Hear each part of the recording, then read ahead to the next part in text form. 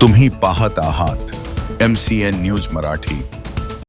Asegaon police station हद्दीतील सनगाव धरणात बुडालेल्या मामा व भाच्यांचे मृतदेह शोधून काढण्यात पिंजरच्या संत गाडगेबाबा आपत्कालीन शोध व बचाव पथकाला यश आले आहे।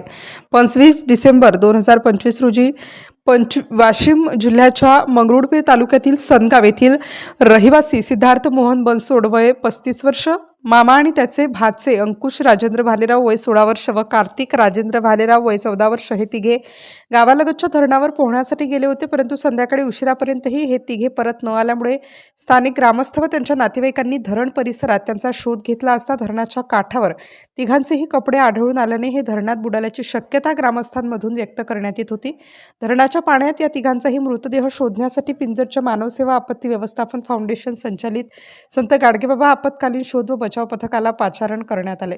एका दिवसाच्या अथक प्रयत्नानंतर बचाव पथकाला या तिघांचेही मृतदेह पाण्यामध्ये आढळून आल्याने परिसरात हळहळ व्यक्त करण्यात येत आहे।